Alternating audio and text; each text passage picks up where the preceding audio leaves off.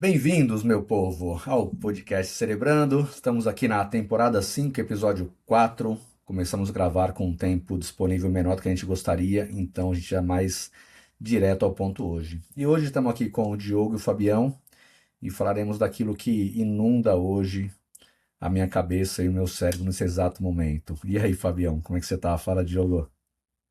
E aí, tudo bem, Ivo? Tudo bem, doutor Diogo? Bom dia, boa tarde, boa noite. A gente nunca sabe que horas vocês vão estar nos acompanhando. Aproveitem para ir lá no YouTube, no Instagram, no Spotify e comecem a seguir todos os canais que a gente tem do Braço, bem como do podcast Cerebrando, para que as perguntas cheguem cada vez mais. E hoje, doutor Diogo, parece que o pessoal estava interessado em sono, é isso? Exatamente, amigo Fábio. Esse é o nosso hype. O hype que vem novamente nas redes sociais e vem também nos nossos Google Trends, mostrando que o pessoal está interessado em saber um pouco mais de sono. Então, todos muito bem-vindos e bem-vindas mais uma vez. Nosso muito obrigado pela audiência do podcast Cerebrando, que cada dia aumenta mais. E se você acha que o nosso conteúdo é interessante, por favor, passe ele para frente, que assim continuaremos esse projeto. Vamos lá, Ivo. Bora lá? Diogo, vamos. Eu acho que a gente podia fazer um episódio um pouco diferente hoje, né? Ao invés de ficar só entrando ali na parte mais técnica, muito neurociência, acho que seria legal de pegar uns mitos, para que o pessoal consiga entender de um jeito um pouco mais leve essa questão da importância do sono, né? Então, o que é o Muito bom. sono, né? Onde ele mora, como ele se alimenta, como ele vive.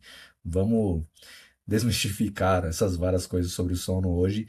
E uma bem legal para a gente começar é o seguinte: tem muita gente que comenta, e a gente já recebeu isso umas vezes também, o seguinte, cara, é verdade que quando a gente dorme, o cérebro realmente desliga, ou seja, ele desligou enquanto eu durmo, nada está acontecendo?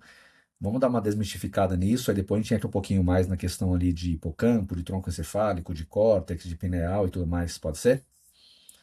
Bora lá, vamos lá.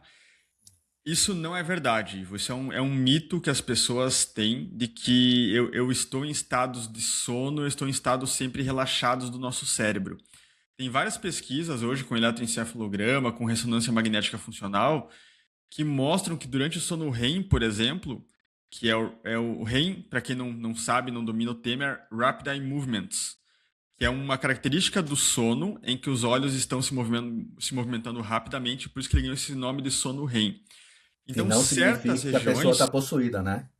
É Não, importante não, falar não isso está também. possuída e ela também não está zen. Que eu já vi alguém falando assim: eu estou no sono zen. Não, é sono REM, tá bom, É, pessoal? o olho tá lá rotacionando É, quase, né, para trás e para frente ali, a pessoa vê e fala, não, é um caraca, nistagmo fisiológico, assim, que o olho fica fazendo isso, então a pessoa não está possuída, podem ficar bem tranquilos, tá? o E olho não está certas passando regiões, frio. Ivo, não, nada disso também. E certas regiões no sono REM, elas estão mais ativas que na vigília, inclusive. Hipocampo, por exemplo, a amígdala cerebral, o córtex visual, eles podem estar mais ativos que em algumas atividades de vigília, inclusive, tá? Então, isso não é verdade. A própria Nature Neuroscience, em 2025, descobriu que o adormecer ele não é gradual, então o cérebro tem aquele ponto de virada exato, um salto abrupto, como um interruptor que vira realmente, mas nós temos sim várias atividades cerebrais exacerbadas durante o sono. Não é algo nada, vamos dizer assim, calmo, tranquilo muitas vezes, não, e isso é necessário, como veremos daqui a pouco.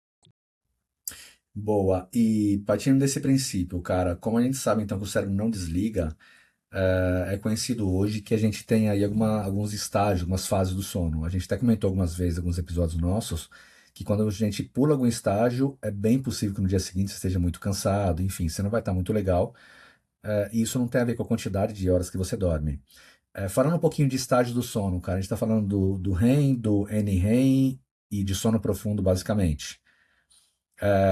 Quando eles acontecem, qual a importância real deles e por que que não é só o horário? Porque tem uma galera que pensa assim, cara, fui dormir de madrugada 2 da manhã, se acordar meio-dia, ter dormido muito e legal, né? Tá Não, valendo. Vamos falar um pouquinho disso? Acho que essa é a parte legal também, a importância dos estágios para que você consiga efetivamente fazer o que você precisa, né? Nas limpezas, etc, com cerebrais certeza. e tá bem no seu dia a dia também aí. Bora lá. Acho que fora o Fábio, que é professor também e nunca dormiu em sala de aula, quem nunca tirou aquele cochilo na sala de aula? Então, o sono não REM, se for, claro, um aluno daqueles piores e todos, eles vão entrar até em sono REM na sala de aula, mas o sono não REM é normalmente aquele sono leve, aquele estado de sonolência, em que você tem aquele sono bem levezinho, em que você tem ali uma frequência já diminuindo um pouco, é a entrada do sono. O tálamo ele começa a bloquear aqueles estímulos externos com aqueles fusos de sono e depois vai para um sono mais profundo, que é aquele sono de ondas lentas realmente. Tá? Nisso tudo, é necessário passar por esses estágios para depois você entrar num sono REM, porque é aí que o nosso cérebro faz o que nós chamamos de limpeza em si. E até o Fábio estava falando de uma pesquisa recente que mostra para nós que o sono REM ele vai ser aquele estágio mais, entre aspas, de limpar o nosso cérebro. Então, pessoas que não conseguem entrar em sono REM, elas vão ter atrofia em certas regiões e vão ficar mais vulneráveis ao Alzheimer. Por isso que você levantou também um tópico agora sobre o horário de dormir. Nós temos um ciclo circadiano. Esse ciclo circadiano ele produz determinados hormônios para que você entre nesses estágios do sono e você tem que respeitar a luz. Então, ficou escuro, é natural que nós tenhamos, por exemplo, secreção de melatonina. Nós, seres humanos, mudamos essa lógica, por quê? Porque você tem hoje tecnologia, energia elétrica, você faz uma luz artificial para o teu celular, e aí vai atrasando. Tem um estudo também feito de uma forma bem legal que mostra o quê? Que a cada geração nós estamos atrasando uns 15 minutos o horário de ir para a cama, o horário de dormir, o que é muito grave. Então, Ivo, quando você dorme das 2 da manhã até as 10, você perdeu vários ciclos de hormônios, você perdeu um sono que de fato é reparador. E quando essa pessoa está ali cansada, super cansada, mas não deita, não dorme, é mais cortisol, então é mais hiperglicemia, é mais estresse, não fica saudável. Ponto final é que a pessoa não está saudável, ela precisa desses estágios do sono no horário correto, para que daí ela consiga, com certeza absoluta, a ter um sono muito mais reparador e que também a proteja. Uma Boa. coisa bem Fabião, legal. eu, Não, eu- uma coisa bem não, legal. Fala. não diga lá, eu ia falar que eu sei que você tem dúvidas, mas eu queria só colocar mais um para fechar Ah, esse claro, ponto claro. aqui Por favor. de algo que é importante agora. Diogo, você falou da questão do NREM profundo, né? É ali nesse estágio que a gente tem a transferência das informações que foram, das memórias que foram armazenadas ali, aliás, que foram Sim, coletadas ali pelo hipocampo, né? Que se sim. transfere isso então ali para o nosso córtex. Na prática, então, sei lá, vamos pegar um exemplo de alguém que está na faculdade estudando para uma prova, etc. Se não existe o sono, dá para a gente entender também que não dormindo e pulando estágios, a transferência de tudo aquilo que ele estudou, que deveria de memória a longo prazo, pode não acontecer. Ou seja, você vai ter uma perda muito grande, inclusive com relação à produtividade sua também, né? Eu lembro de um professor que era um pouco agressivo até nas palavras dele, mas ele dizia o seguinte, que a coisa mais burra que um aluno pode fazer é não dormir no dia anterior da prova. É a coisa mais inadequada para a fisiologia do corpo é não dormir. Todo mundo já fez, não é julgando ninguém. Todo mundo já teve ali um grande compromisso em que perdeu sono, em que teve que resolver. Mas se você pega um comparativo, Ivo, de pessoas que fizeram provas dormindo, estudando de forma contínua todos os dias, não perdendo sono, dormindo, fazendo suas atividades de uma forma fisiológica, com aqueles que não fizeram isso, talvez no dia da prova eles vão tirar notas até similares. Porque, claro, aquele ímpeto final, aquela coisa assim, ok. Agora faz essa prova, essa mesma prova uma semana depois para ver quem vai tirar nota melhor. A resposta é óbvia. A pessoa que estudou de forma contínua, que dormiu na noite da prova, vai acabar tendo uma nota muito melhor do que aquela pessoa que fez aquele ímpeto final ali, ficou a noite inteira sem dormir para daí depois fazer um exame. Então, não façam isso porque não vai dar certo. E na prática é por conta disso, então, porque você pulando estágios, Exatamente. o hipocampo não consegue transferir as memórias de longo prazo, e aí não transferindo, você vai ter uma perca rápida delas, quase que como se fossem memórias É, de curto prazo, e aí. sim, e não só isso, Ivo, porque a pessoa que não está dormindo, ela está cansada, na verdade. E aí ela cansada também é mais cortisol, é mais estresse, é mais hiperglicemia. O cortisol em doses pequenas e assertivas vai ajudar a gravar o que você está estudando, mas nessa dose crônica e contínua, ele vai acabar ajudando você a esquecer. Então ele causa mais problema de memória do que ajuda você nesse sentido. Então não dá. Você acaba perdendo muito não dormindo, com certeza absoluta. Bora lá, Fabião, que eu tenho mais umas 5 que vieram disso que ele falou aqui agora, cara, na cabeça. Tá. Não, na verdade, a necessidade de fazer essa limpeza de toxina, de beta amiloide, que acho que tem relação com Alzheimer, etc., é uma coisa imprescindível, né? Então, assim, quem não dorme não faz essa limpeza, né, Diogo? E as pessoas Sim, também, elas têm aquele neuromito de achar que elas são notívagas, que dormindo tarde elas funcionam melhor elas funcionam melhor à noite, por isso elas dormem tarde, etc. Então, assim, a gente sabe que tem que dormir de 6 a 8 horas por noite, né? Eu acho que dormir mais do que 8 também parece que não é legal. Eu queria que você falasse sobre isso. E também, para essas pessoas que acham que podem dormir muito pouco, 3, 4 horas, tem gente que, por causa de uma mutação genética, acho que é o gene DEC2, algum outro que eu li sim. na Epsono, por exemplo, lá da Unifesp, fala sobre esse tema. Então, primeira coisa, a questão do mito, a questão da limpeza noturna e se isso tem relação com doenças neurodegenerativas como Alzheimer. Totalmente, Fábio, totalmente. Nós temos hoje bem claro para nós que dormir mal é igual a mais doença cardiovascular, é mais doença neurodegenerativa, enfim, é menos saúde. E não existem pessoas que hoje são noturnas, não existem, a não ser que você seja uma coruja, um morcego, você tem ali, seja um híbrido, metade morcego, metade humano, metade coruja, metade humano, você não é uma pessoa noturna. Ah, mas eu me dou melhor à noite. Isso é um mau hábito. Eu faço sempre uma analogia, Fábio. Nenhum bebê nasceu fumando. Mas por que você fuma agora? Porque você criou um mau hábito. Então o sono é a mesma coisa. Aquela pessoa que ficava acordada até meia-noite, até 1 hora da manhã, ela tem uma noção falsa de que ela funciona melhor naqueles horários. Não, ela apenas criou um mau hábito e esse mau hábito hoje está sendo reproduzido. Só que as consequências disso é igual você falou, menos clearance, tendo menos clearance dessas substâncias. Eu tenho muito mais doença neurodegenerativa, eu tenho muito mais doença cardiovascular. Você falou também da quantidade de sono. Hoje nós sabemos uma média normal de uma pessoa que, olha, o modelo médico na minha cabeça, chamando as pessoas de paciente já. É, um modelo de sono bom seria o quê? Aquela pessoa adulta que dorme em média só 7 horas de sono em horários corretos. O estudo da Continuum Neurology mostrou para nós o seguinte, que quem dormia menos do que 6, mais doença. Só que quem dormia além das 9, também mais doença.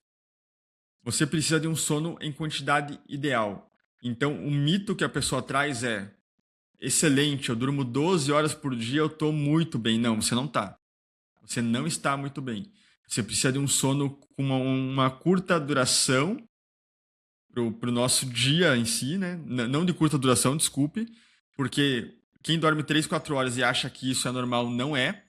E também, mas não precisa de um sono também que seja de longa duração. É aquela média, 7, 8 horas, que vai fazer ficar tudo muito bem.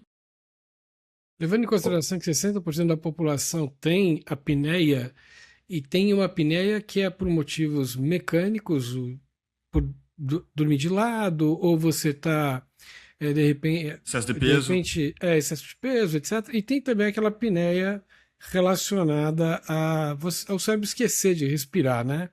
E 60% da população parece que sofre de apneia do sono, né? Entre ronco e outras coisas, enfim, todo mundo tem esse tipo de coisa. Mas assim, eu queria só puxar para uma coisa: como é que funciona o medicamento para a pessoa dormir? Porque hoje as pessoas consomem 100 milhões de algum estabilizador de humor, também tomam remédio para dormir, para acordar. Dessas pessoas que tomam remédio para dormir, o que acontece? Que esses remédios atuam? Que área do cérebro eles atuam? E qual efeito eles têm a médio e longo prazo? Tá, são vários, Fábio. Se a gente fosse falar sobre todos, ia dar um podcast inteiro sobre isso. Mas, por exemplo, um comuníssimo que as pessoas utilizam na atualidade, ainda na atualidade, é o Rivotril, os benzodiazepínicos. Os benzodiazepínicos, eles trabalham lá no receptor GABA, então eles dão aquela sonolência por causa disso, em suma. Mas hoje nós temos um estudo bem interessante, que eu acho que isso, mais do que até a fisiopatologia de tudo isso que interessa para as pessoas, é o entendimento do quê? Esse estudo recente ele mostrou para nós que era necessário ter alguns pulsos de noradrenalina para que esses pulsos fizessem um fluxo melhor e limpasse mais o cérebro. E que as pessoas que dormiam de forma natural tinham esses pulsos e os vasos abriam e fechavam com o passar do tempo, e aí fazia então aquele fluxo de líquido cefalorraquidiano, de sangue. Isso filtrava mais o conteúdo e dava uma limpeza um pouco melhor. As pessoas que usavam muito indutores de sono, ou até outras medicações que causam mais um efeito sedativo, elas podiam dormir e até se sentiam descansadas, mas não se via nelas aquele pulso de noradrenalina como deveria ser. Então, esses pulsos não existiam. O que diz para nós o seguinte, que não há nada melhor, não há nada comparável, Fábio, a um sono natural. A gente precisa daquele sono natural. Você até pode tomar um remédio por um tempo, mas também tem que se preparar para fazer uma higiene do sono, para dormir um pouco melhor, no sentido de ir para a cama um pouquinho mais cedo, conseguir baixar um pouco a luz, não ficar tendo estímulos o tempo todo. Então, tudo isso é essencial para que a gente chegue num sono adequado. Mas remédios temos vários. Você tem o Zolpidem, por exemplo, que está muito famoso também hoje, que é um indutor de sono. E aí vem uma coisa que você falou muito da apneia agora. Tem pessoas, outro mito que as pessoas acham legal é: nossa, que bom, essa pessoa, onde ela encosta, ela dorme. Ela não tem problema para dormir. É muito pelo contrário. Nós temos hoje uma latência do sono, que é bem estudada também, que mostra que precisamos ter um tempo.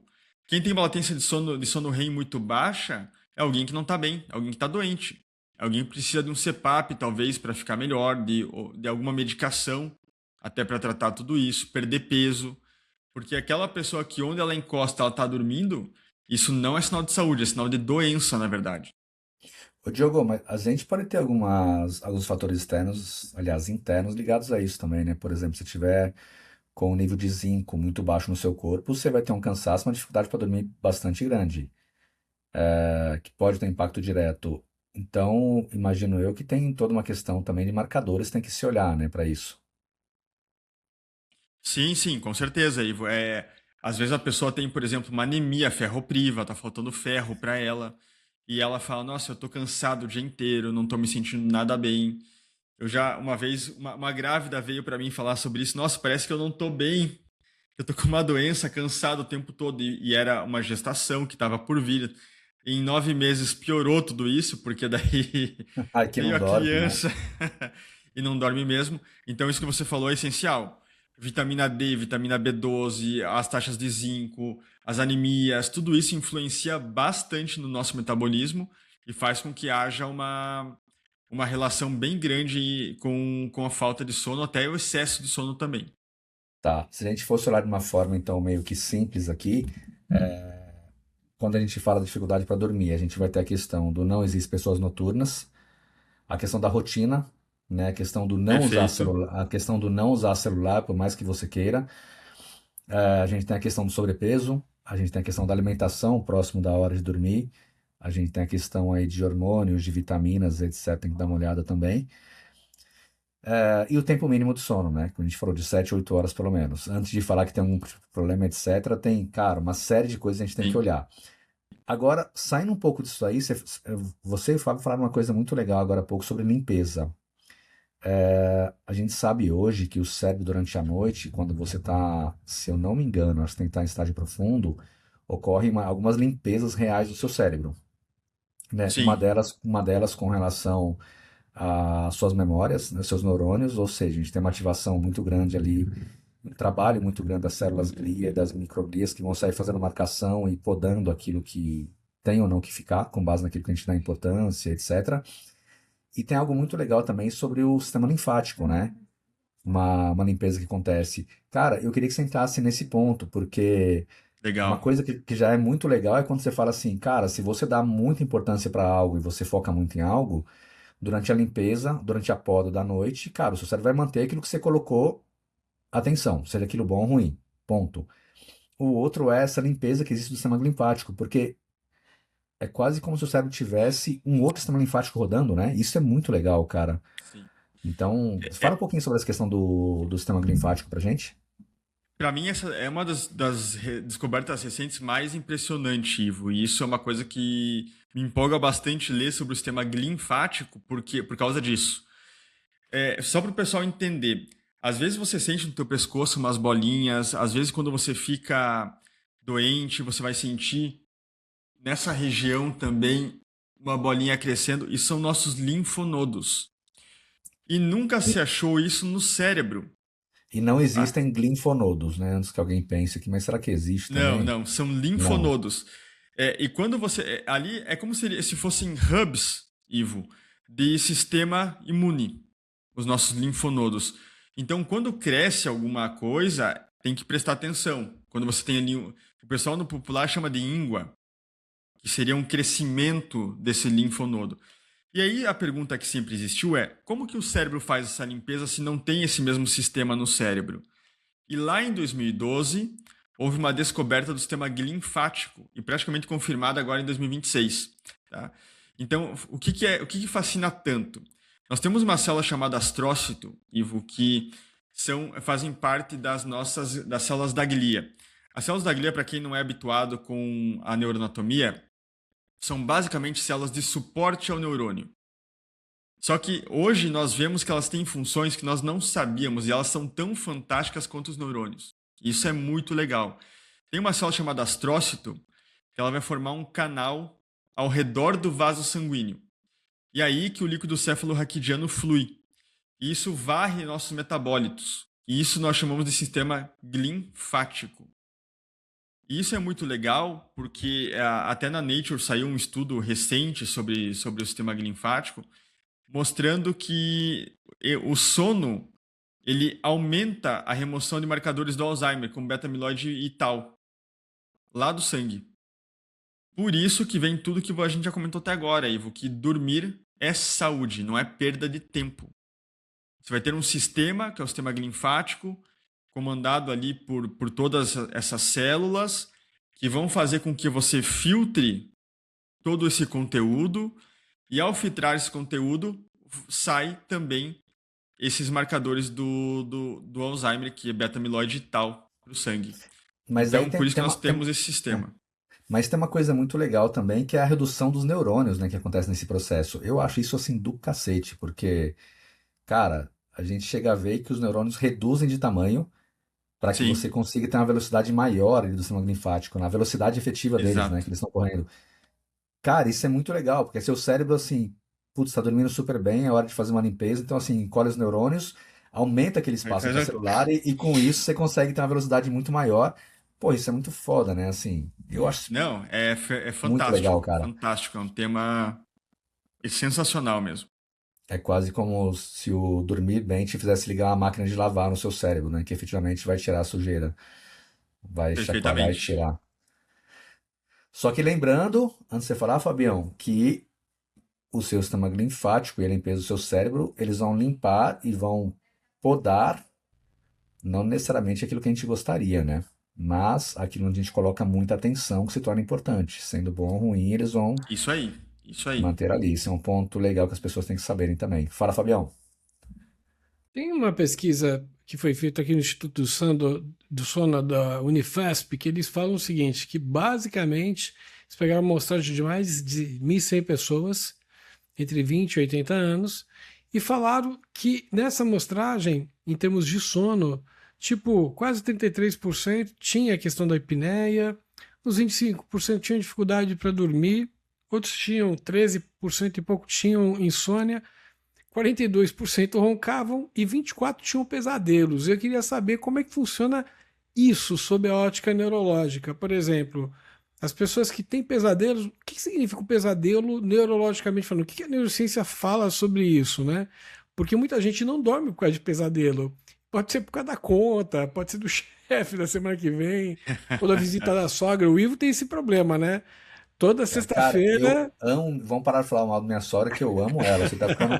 Tá me Olha, causando problema. Tá me você tem causando três problemas anos, aqui já, você tem bicho. 3 anos você fala dela, a gente tem que continuar falando. Mas enfim, como é que funciona isso em termos neurológicos, né? Por exemplo, para as Claro. pessoas entenderem exatamente o que está acontecendo no cérebro, né? Por mais incrível que pareça, essa limpeza de toxina e o cérebro se encolher para ter uma maior É, vascularização é uma coisa eu, am- fantástica. eu amo sonhar, Fábio. É muito legal os sonhos, mas os pesadelos não são tão legais. Mas eu quero explicar para. Primeiramente, assim. Hoje nós temos pesquisadores que se debruçam somente sobre o sono. Então, no podcast, nós estamos sendo simplórios para alguns assuntos. Antes que alguém que Sim, estude mais isso fale, não, não é bem assim, não. Então, nós estamos simplificando para quem não está muito habituado pelo tema. Mas nós temos hoje pesquisadores e pesquisadoras que só trabalham com sono. E Mas vale quando buscar você alguém fala pra vir de aqui, hein? sonhos. Oi? Vale até buscar alguém pra vir bater um papo com a gente sobre isso. Ia Mas, ser bem mas com legal. certeza absoluta, Ivo, porque Boa. hoje o sono ele é um estudo primordial, né? Não tem nem o que falar, vocês estão vendo isso. Mas quando eu falo de sonho, tem um pesquisador que eu gosto muito, estava até falando em off com vocês ali sobre ele, que era o Matthew Walker. Ele chama o sono de terapia noturna. E durante o sono REM, tanto a amígdala quanto o hipocampo, eles vão reprocessar memórias emocionalmente carregadas, com níveis baixos de noradrenalina. Isso que é o mais importante, Fábio. Por quê? Quando você tem muito medo, você vai lutar, você vai tentar fugir. É luta ou fuga. E todos aqueles hormônios do estresse, aqueles neurotransmissores que vão te ajudar a fugir daquele contexto, eles vão estar altos. Mas aí que tá. Quando vem um pesadelo, parece que é o contrário. Você está numa situação que é totalmente catastrófica, aqueles sonhos totalmente bizarros muitas vezes, só que o teu corpo não jorra noradrenalina. Tem alguns pesquisadores que falam assim, que o pesadelo talvez sirva para preparar você para a vida. É filosófico tudo isso. Porque você passa por situações ruins, mas não tendo aquela noção de medo, não se sentindo com medo. Talvez na hora que você acorda e fala, meu Deus do céu, o que aconteceu comigo? Aí sim, aí sim. Porque isso envolve a amígdala, envolve o hipocampo. E outro ponto importante, o córtex pré-frontal fica menos ativo no sono REM. E com isso, por isso que tem aquelas naturezas bizarras do sonho, né? Você sonha com coisas que em tese não existem. Então é algo a ser estudado ainda, Fábio. Mas qual é a função real do sonho? Nós ainda temos muito debate a ser discorrido. Nós não sabemos direito. Mas isso que eu falei são algumas informações bem relevantes. Não ter noradrenalina envolvida ou em doses muito baixas. Tudo isso talvez mostre para nós que o sonho tem uma função psíquica muito interessante. a Deixa dúvida eu tirar estava uma muito dúvida mais. aqui. Fabiano, Só posso colocar a dúvida finalizando. rapidão? Ah, Não, só finalizando assim, quando a gente está em sono REM, e se a gente for pegar as estruturas principais, como o hipocampo, a amígdala, tronco cerebral, córtex pré-frontal, o que acontece ali especificamente em termos de, já que você tem essa limpeza e ela ocorre teoricamente no sono REM, o que acontece com essas áreas? E depois eu falo por quê, depois da pergunta do Ivo. Na verdade, quando você está no sono REM, o que diferencia hoje de um paciente, de uma pessoa em vigília? Eu falo de paciente porque está fazendo polissonografia, por exemplo. De uma pessoa em vigília de uma pessoa em sono REM. É o tônus muscular. Então, eu tenho que mensurar tônus muscular na polissonografia para entender se a pessoa ela está acordada ou ela está em sono REM.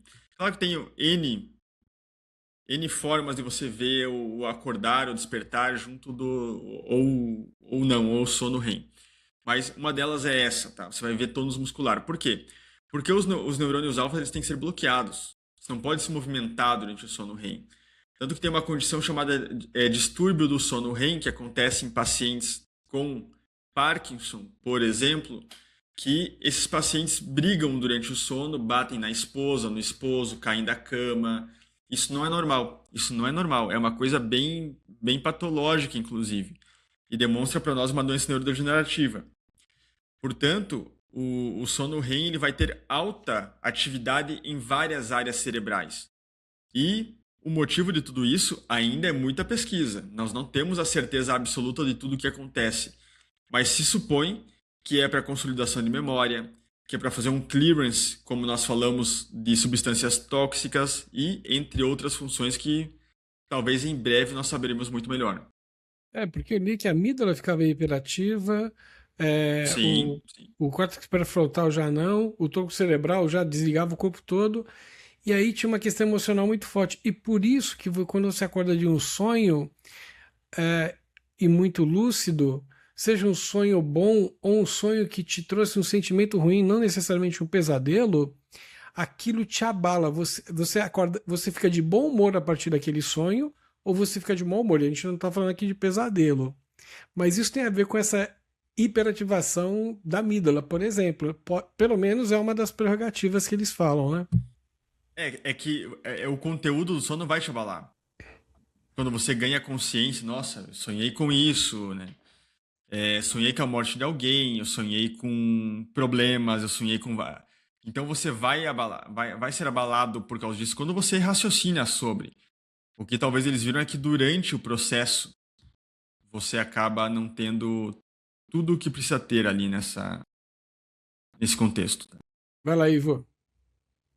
Agora, isso é muito doido, né? Porque assim, se eu tenho uma amígdala superativada, teoricamente eu deveria ter um índice alto de noradrenalina. E Em aí, como tese, eu na tô. prática não E é. a- Então, e aí, como eu tô em sono REM profundo, eu não vou ter isso daí. Ao mesmo tempo, então, eu tenho o córtex, você comentou que ele tá menos ativo. O pré-frontal, Então, sim. assim, tá. E aí, se eu tô produzindo pouca noradrenalina, eu tenho uma ativação muito grande da amígdala, e eu tenho um córtex pré-frontal que ele está menos ativo, significa que na prática eu não vou conseguir ter resolução de problemas, ou seja, eu não vou conseguir sair daquele pesadelo. Meio que Não, não, não, isso não. desenha um circuito, não?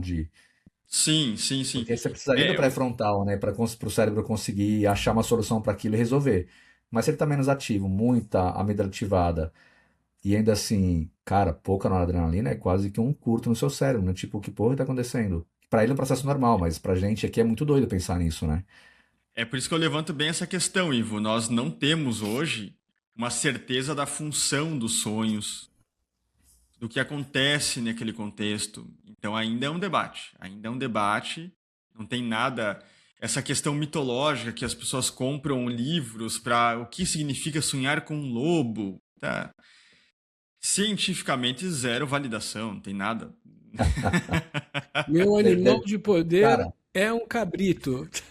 E mais uma é, coisa. Daí vão falar pra mim, tá, mas você fez pós em psicologia junguiana e vem falar que o sonho. Não. O Jung não fazia isso. O Jung não pegava e interpretava o sonho como um camelo significa aquilo, um lobo. Não. Ele trabalhava com o teu próprio inconsciente. Portanto, os sonhos do Ivo são do Ivo. Não tem um significado no mundo místico, o Ivo sonhar com um camelo, por exemplo, na visão dele. O que Existe, tinha era um acesso ao inconsciente do Ivo, inconsciente pessoal. Tá? São coisas é uma coisa, diferentes. Ponto. são coisas muito diferentes. É muito pessoal. Mas tem que ficar claro para quem está ouvindo a gente que o cérebro nunca desliga. Ou ele está executando alguma coisa, ou ele tem manutenção, ele está reorganizando alguma coisa. E a gente tem aquele neuromito, não, eu preciso que o meu cérebro desligue. Não, você precisa que ele entre em manutenção, ou que ele se reorganize, né? E aí a gente volta novamente a essa questão importantíssima do sono. Vai lá, Ivo. o Fábio falou neuromito, eu ia te perguntar uma coisa, mas eu vou chavear e perguntar uma outra, cara. A gente tá acelerando já por aqui. Vamos lá.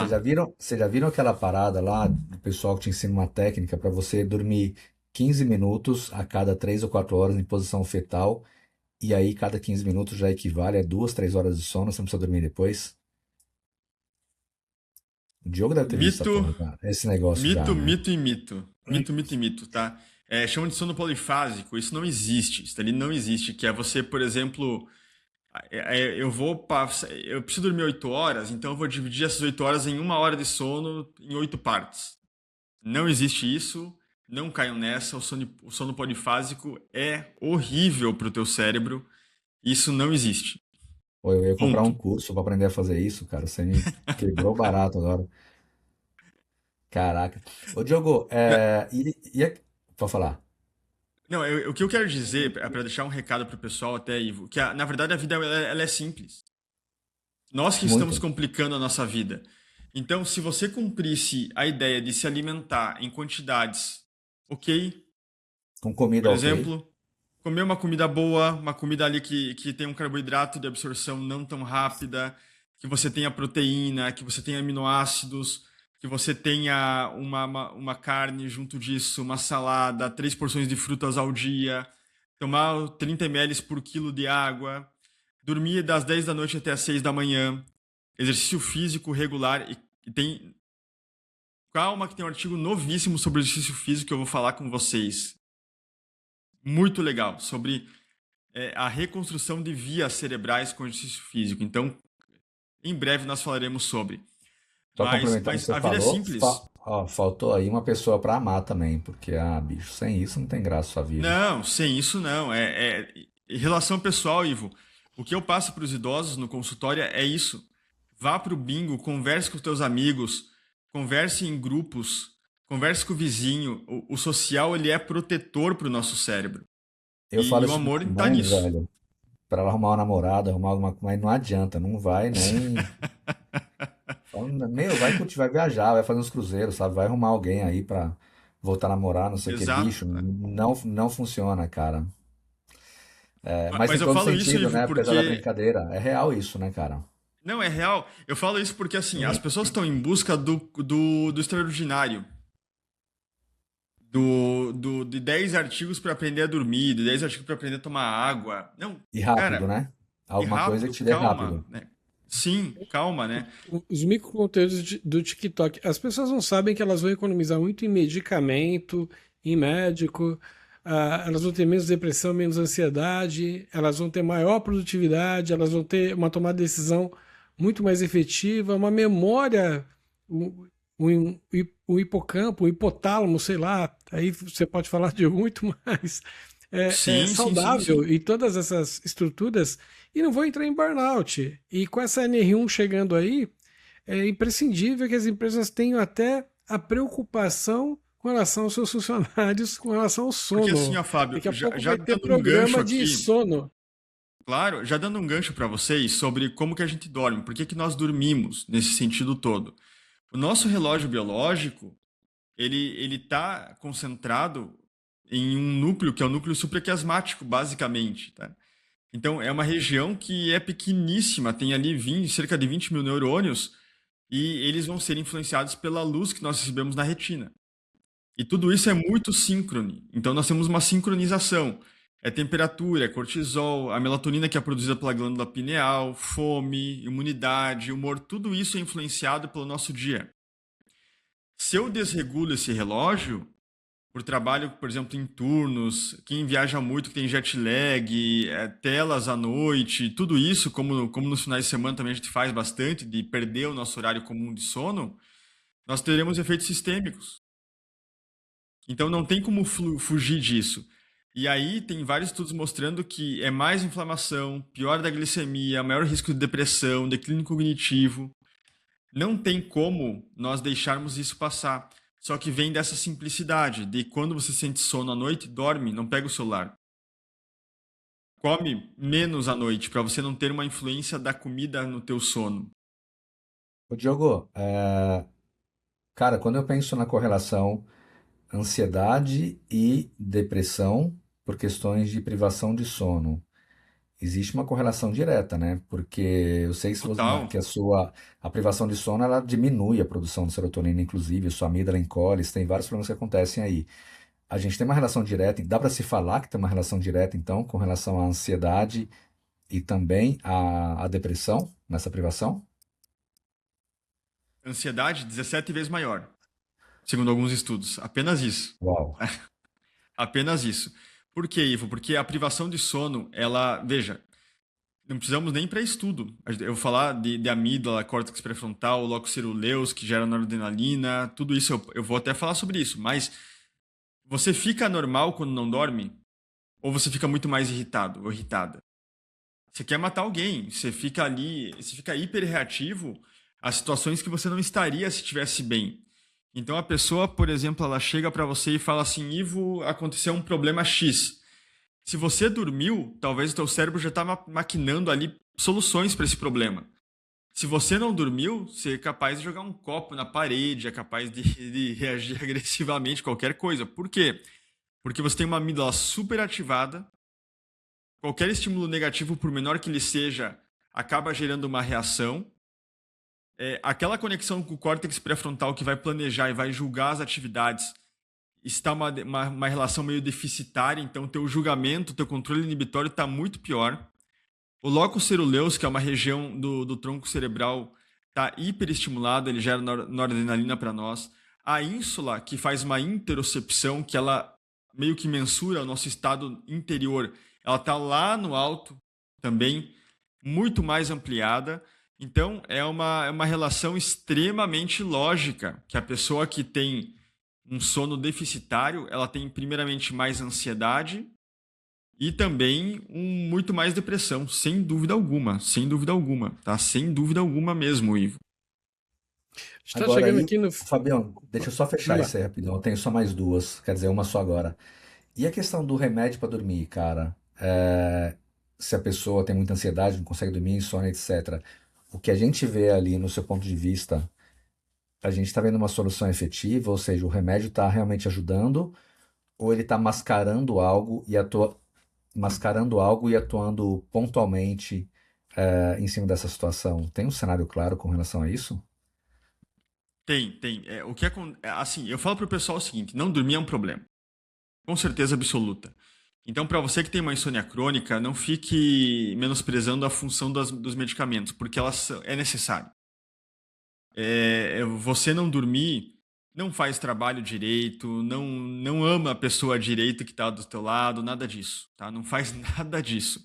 Então tem que dormir. Nós temos aqui algumas classes que são bem famosas e eu quero falar rapidamente sobre elas. Os benzodiazepínicos e as drogas Z, que aí inclui a isopiclona, inclui o zolpidem. O problema deles é um grande poder de indução do sono. Eles fazem uma boa indução do sono, mas eles não fazem você atingir sono fisiológico. Então, muitas pessoas que tomam essas medicações falam o seguinte: olha, eu até pego no sono, mas eu não fico no sono, eu acabo acordando. E eles têm um potencial de abuso. Isso, para mim, é o maior problema. O potencial de abuso é o quê? Eu começo com uma miligramagem, de repente eu preciso do dobro disso, de repente eu preciso do triplo, porque eles fazem tolerância e tem um potencial de adicção. Existem várias pessoas hoje que vêm ao consultório que falam assim: olha, tire tudo da minha vida, até o cigarro. Mas aquelas 20 gotinhas, jamais. Eu não consigo tirar. Eu não consigo tirar. É um problema. Caraca. Tá? E aí, até eu falei já esse estudo que drogas como o Zolpidem, eles acabam suprimindo a função ali do locus ceruleus, da noradipinefrina, que são necessários para a limpeza linfática. Portanto, somente terá um bom sono aquela pessoa que dorme sem medicamento de forma natural, sem dúvida alguma, tá? Sem dúvida alguma, mas teremos novidades também. Até eu vi que foi listado algumas medicações como os antagonistas do receptor da oroxina, que tem algum perfil melhor, então eles bloqueiam o sistema de vigília. Mas calma, pessoal, que nós teremos várias novidades sobre medicação para sono em breve. E talvez conseguiremos, num futuro não tão distante, fazer uma medicação mais segura e mais fisiológica para o nosso corpo. Eu não tenho dúvida disso, que em breve nós conseguiremos. Boa. Eu tô aqui pensando, se o problema da minha sogra não é sono, então, cara. Parei. Fala, Fabião. Talvez. A gente deixa Diogo ou não? Ele ficar no mudo Eu falando aí. acho que não. Abre o microfone, Fábio. É, por causa do horário, Fabião, senão a gente ia deixar. Vamos lá. Não, não, vai lá, vai lá. Não, se a gente fosse então dar um resumo disso, né? A gente falaria de dormir no horário certo, é, possivelmente antes das 23 horas, manter ali uma rotina de dormir no mínimo 6, no máximo 8 horas, ir diminuindo a luz, tomar luz solar, se possível, e diminuindo à noite, alimentação, exercício nunca à noite, tipo de estímulo, ah, não, vou treinar na academia. Não, não vai treinar na academia à noite. Treina bem cedo, né? Ou pelo menos lá no final da tarde, comecinho da noite, enfim. E estimular o menos possível, porque saúde, sono é sinônimo de saúde mental e economia, acima de tudo, em todos os aspectos. E de felicidade também. E já dizia meu avô, né? Cama é lugar para fazer sexo ou dormir. Não é para ficar vendo o celular ou assistindo TV. Isso me faz lembrar Não. um casal de amigos aqui, onde ela falou assim: não, no meu quarto tem blackout, não existe TV, e a gente só entra para fazer duas coisas. E eu achei sensacional. E acho que essa regra devia valer para todo mundo. Quer dizer, todo mundo ia conseguir pelo menos dormir mais. Diogo, pra gente caminhar para fechar já aqui rapidão, cara, eu tenho mais dois pontos. A primeira, pineal, Vamos né? lá. Tem um cara que eu gosto bastante aí, acho que vocês conhecem também, que é o Dr. Sérgio Felipe. Queria inclusive puxar ele um dia para convidá-lo para vir falar com a gente aqui, que ele tem muitos estudos legais sobre a pineal, né? Mas quando a gente fala de uma forma geral, a pineal é responsável pela liberação de melatonina hoje.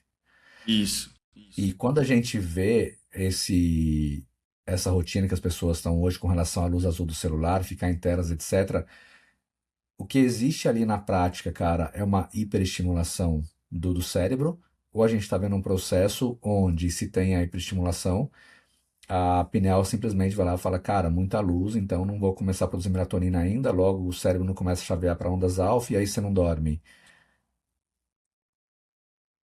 O Basicamente papel é isso dela. mesmo, Ivo. É isso mesmo. A luz, ela é o estímulo, como eu falei, para que o núcleo supraquiasmático entenda. Nós estamos hoje à noite, nós estamos de dia, o que que é? O problema é que nós não conseguimos ter uma diferenciação bem clara, até pelo comprimento de onda, e a LED é pior ainda, nesse caso, se nós estamos, o corpo não consegue perceber isso. Então, a dica que eu dou para todo mundo é: primeiro, quarto não tem que ter luz branca. Quarto tem que ter uma luz amarela, de baixa intensidade, meia intensidade. Quanto mais você puder apagar a luz quando está perto de dormir, melhor. Então, essas intensidades de luz elas têm que ir diminuindo, tá? Tem que diminuir com o passar do horário. Mas basicamente é isso mesmo, Ivo. Você acaba bloqueando essa secreção de melatonina por causa da comprimento de onda que o teu olho capta e interpreta. E aí, fechar com uma pergunta polêmica agora. A gente chegou a discutir isso aqui de temporada Opa! 1, muito tempo atrás. Paralisia do sono. A pessoa está possuída, não está possuída, tem alguém segurando essa pessoa lá, ela não consegue sair, ela está com muita Não, fome, não, com não. muita raiva. O que está rolando, cara? Aquela loucura EQM, que você tá lá. EQM, e tem muita coisa EQM que a neurociência não explica, né? Mas Não. muita. Não tem assim, Ivo, uma relação com possuir nada, tá? Então, pode ficar bem tranquilos que ninguém está possuído. O que acontece na paralisia do sono, sei que ela é desesperadora muitas vezes, é que essa transição tem um delay realmente. Eu falei para vocês de neurônios alfa que são bloqueados no sono REM para que você não acabe não se movimentando durante o sono, mas o que ocorre é esse desbloqueio ele demora um pouco mais para acontecer. Ponto final. Então, E existe muito mito sono ali, melhor né? tem muito mito que é uma possessão, que é uma maldição, que não tem nada disso. Mas rapidão, basicamente, o que a gente está vendo acontecer no corpo ali? Porque você acorda, ou seja, é quase como se o seu cérebro tivesse despertado, mas o seu sistema nervoso, cara, não tá mandando impulso para nenhum lugar ainda, não tá tendo comunicação com os neurônios, aí seu corpo não mexe. Bate o É, desespero, bateu o desespero, a amígdala gritou, começa a liberar muita noradrenalina, cortisol e tudo mais, e dá aquela loucura, né? Do tipo, porra, fudeu, e aí. Só falar rapidinho um pouco mais pro pessoal entender, até porque o claro, conhecimento claro. permite que na hora você perceba, né? E fala, cara, se o cérebro tá ativo, eu posso respirar melhor. Controle a respiração, primeiro estágio já.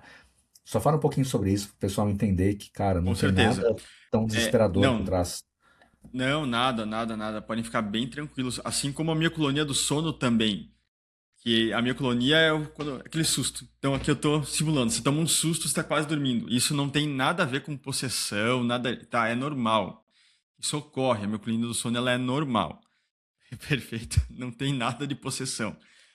A paralisia do sono, quando você vai dormir e entra em sono REM, como eu disse, tem neurônios que são bloqueados para que você não se movimente. Então, o que ocorre? Você pode ver que ninguém se paralisa durante o dia. Não ocorre isso. Mas é meio que um delay nessa transição entre sono REM e o processo de despertar. Para algumas pessoas, elas não desbloqueiam tão rápido. O que vai fazer você melhorar? Talvez uma regra de sono melhor, então uma higiene do sono melhor, dormir antes, ter um sono de qualidade, exercício físico. Então são bons hábitos que vão fazer com que você tenha menos paralisia do sono. Mas como o Ivo falou, isso gera ansiedade, gera estresse e a pessoa fica às vezes fora do ar. Mas podem ficar bem tranquilos e tranquilas que não é nada uma possessão, uma coisa ruim, um espírito maligno pegando você. Pode ficar bem de boa. E só para responder, muita gente só pode falar assim, ah, porque não é com você, né? Porque comigo eu vejo alguma É, coisa ali em claro, cima não, de não. mim. E Dá aí tem, medo realmente. e aí tem uma explicação também, né? Porque o nosso cérebro ele é mestre em maquiar as coisas. Então, assim, na prática, cara, você acordou, seu corpo não responde, adrenalina, cara, às alturas, cortisol comendo solto. Você não consegue mexer o corpo, seu cérebro vai começar a buscar referência com relação a isso, aquilo que você acredita, né? E aí, se você acredita que está sendo possuído, que tem um fantasma ali, a tendência do seu cérebro te fazer ver aquilo que você acredita é muito grande. Isso E aí. daí vem a explicação de, ah, por que você está vendo alguma coisa? Cara, você está vendo que seu cérebro está com isso guardado lá dentro, ele acredita muito nisso. E aí essa coqueluche de hormônios no seu corpo ao mesmo tempo e sua amígdala gritando vai te levar realmente a ver tudo aquilo que você não gostaria, né? Enfim, Exatamente. cara, a gente passou de um jeito mais rápido hoje, queria agradecer vocês. A nossa ideia não era entrar tão a fundo hoje, mas fazer um bate-papo descontraído até pelo nosso tempo aqui. Obrigado pelo tempo de vocês. Vou já encerrando por aqui. Então, para vocês que estão nos ouvindo, esse foi o nosso episódio 4 da temporada 5. Estamos correndo porque os três têm compromisso agora, estamos atrasados por aqui já. Mas vocês nos encontram lá no Spotify e no YouTube e também lá no Instagram, no @podcast Cerebrando, ou no YouTube no @Cerebrando. Obrigado por estarem ouvindo a gente aqui. Deixo vocês agora com o Diogo e o Fabião para encerrarem. Em breve a gente tem umas novidades muito legais para vocês e voltamos com convidados também, já a partir aí dos próximos episódios, acredito eu. Valeu, obrigado, gente. Fica aí agora com o Dr. Diogo e o Fabião. Bom Bora que dia, estamos boa tarde, atrasados. boa noite. Temos que ir, estamos correndo e vocês têm que fazer o seguinte: vocês vão correr lá no Spotify, vão procurar o podcast Cerebrando, vão no YouTube também, mais conhecido como YouTube, vão fazer a mesma coisa, vão mandar as perguntas, porque a nossa pauta é feita da nossa audiência. E a gente agradece muito vocês pararem para estar ouvindo a gente faz isso de coração e sempre procurando trazer alguma informação de relevância e principalmente calcada em neurociência, em estudos e não um só. Né? A gente tem uma proliferação de artigos e a gente faz uma curadoria com o doutor Leandro, o doutor Diogo, com o Ivo e com os curiosos da engenharia que de vez em quando pintam por aqui. Sejam todos muito bem-vindos. É contigo, doutor. Pessoal, muito obrigado mais uma vez. Desejo bons sonhos a todos, que vocês tenham uma noite de sono fantástica e para a vida seja assim. Eu entendo que até nós recebemos uma observação lá nos comentários do nosso podcast de que nós não entramos em todos os assuntos. É impossível, pessoal, é impossível.